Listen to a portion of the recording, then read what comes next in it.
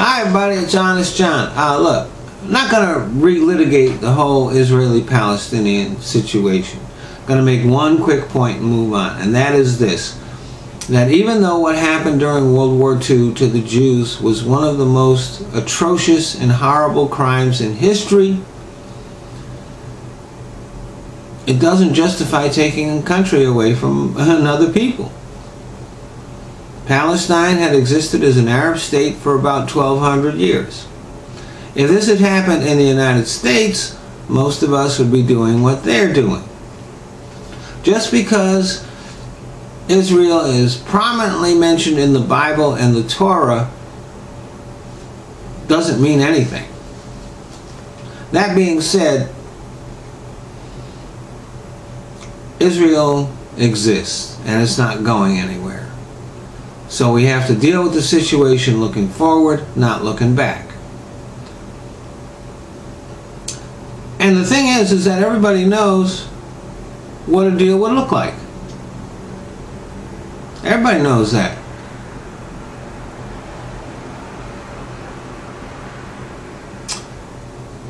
Israel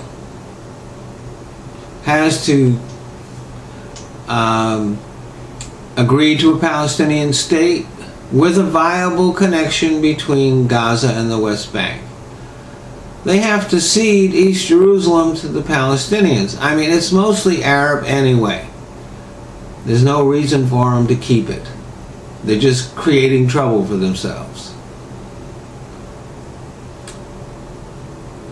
Now, Israel's never going to go back to the 1967 borders, but they should be kind of used as a guideline in the peace agreement, especially when it comes to settlements.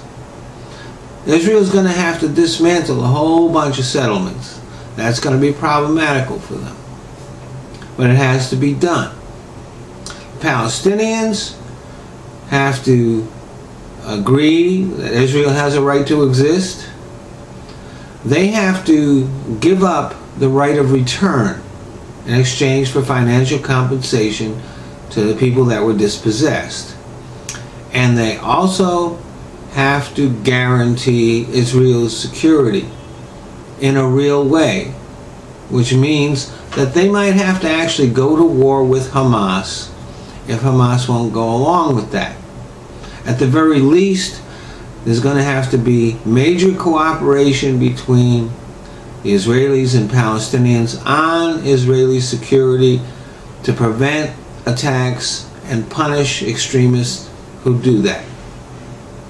This is not a small thing. This will be very difficult for the Palestinians too. Now, from what I've seen, Abu Abbas looks like he's willing to negotiate. Benjamin Netanyahu doesn't. And let me tell you, this is not good for Israel. See, Netanyahu is the wrong man, wrong place, wrong time. Israel desperately needs to strike a deal with the Palestinians and do it quickly. Here's their problem. Over the years, they've managed to kind of come up with agreements between them and other Arab leaders, which have kept things peaceful and stable, and that's a good thing. But those things are not really popular on the Arab street.